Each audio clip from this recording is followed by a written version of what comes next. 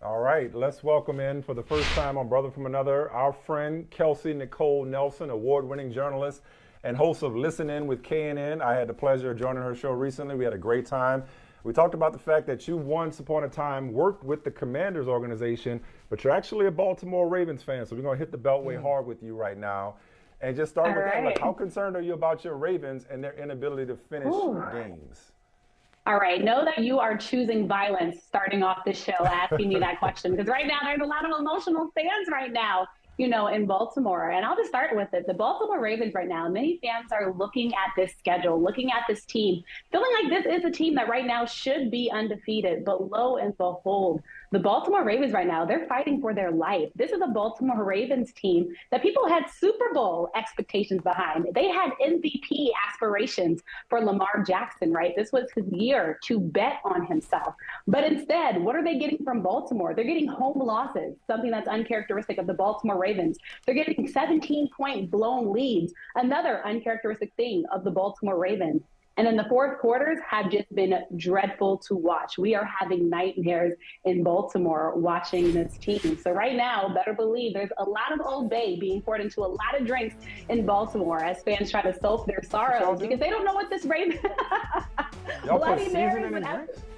let me Okay. tell Oh, you, okay. there's a new Old Bay vodka out there right now, Mr. Okay. Smith, that you might have to try. We do different things in Maryland, but yeah, fans are they're disappointed. And I'll be honest right now, fans in Baltimore are acting like, does Lamar really deserve this money that he wants? When they're looking at some of these losses and they're putting it on the quarterback's back, you're putting the play there. Ill-advised throw at the end of that game. The big thing about Lamar Jackson is what? Can he win in pressure time? That's why Patrick Mahomes gets praised, and that's a big question we've had of Lamar Jackson. He had enough time on the clock, but two pivotal mistakes really cost the Baltimore Ravens that game. They're putting it on the quarterback's back, and I'll also say many are looking at John Harbaugh, giving him the side eye, something like, is he really the coach for this team after questionable calls as well by him, right, in some of these past games when he was going for it and not really trusting his team. So basically, there's a lot of disarray in Baltimore right now, and fans just not knowing what to do because they truly don't know who this team is. It could be worse. It could be the Commanders. I saw that Carson Wentz is out for 4 to 6. Get well soon. Don't wish injury on anybody, but I don't know that that's that much of a problem given the way he was playing lately. Let's be positive. What, if anything, is optimistic about the Washington Commanders at this point? Gary, cover your ears. I know this is painful. Gary knows because he's from the area as well. The one feel-good story right now with the Washington Commanders is, of course, Brian Robinson Jr. coming back after getting shot twice.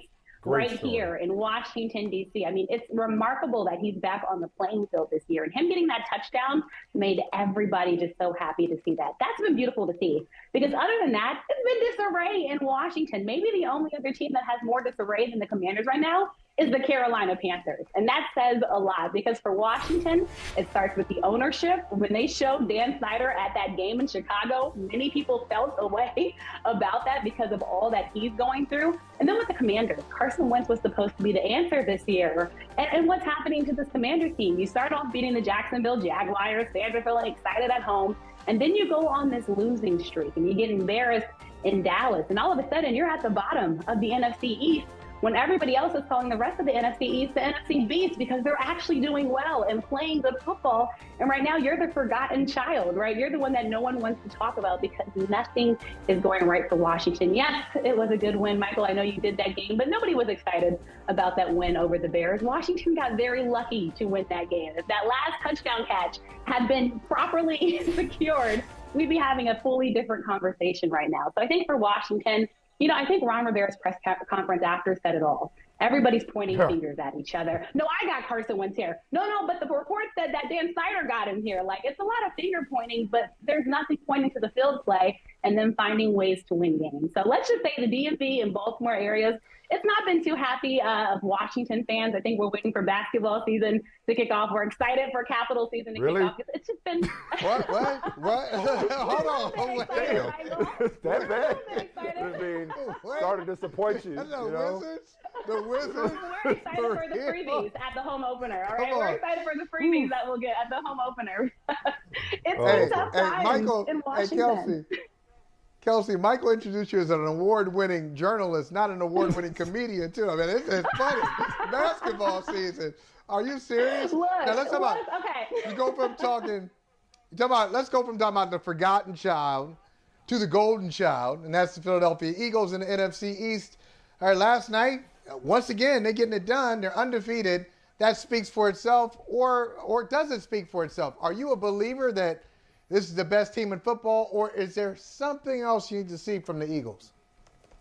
Let me tell you, I think right now the proof is in the pudding. And if right now you're not doing your fly, eagle, fly, flap arms right now, then something has to be wrong with you, because I think the Philadelphia Eagles continue to show us who they are. Now, my one question all season with the Philadelphia Eagles has been the strength of their schedule. I think they have one of the easier schedules in the National Football League to play out. But right now, Jalen Hurts playing good football, getting it done with both his arms and on his legs, and I think that's one of his true strengths. And then his receiving core. It's not even fair how many weapons that Jalen Hurts has. And then last night, we really saw the Eagles' defense step up and really help to win that game against the Dallas Cowboys, especially when the Dallas Cowboys started coming back. So I think right now, the Philadelphia Eagles are a team that you do have to take seriously once again, because on both sides of the football, they're playing really well, and special props to Nick Sirianni and what he's been able to do to this team. I mean, I tweeted yesterday, I remember his introductory press conference. It was a clown show. People thought he had no clue what he was doing with the Philadelphia Rock, Eagles. paper, scissors.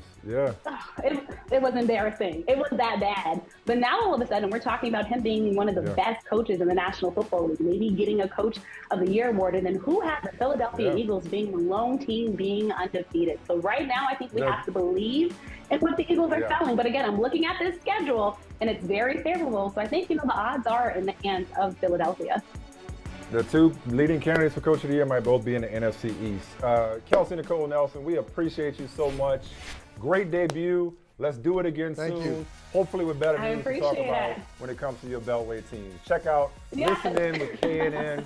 You do a great job. You're a great interviewer. We appreciate it. Thank you. Thank you so much. I appreciate it. Be nice to my Wizards next time. Hey, thanks for watching Brother from Another on YouTube. Make sure you hit subscribe before you leave, and be sure to watch us 3 to 5 p.m. Eastern Time on Peacock. Appreciate you.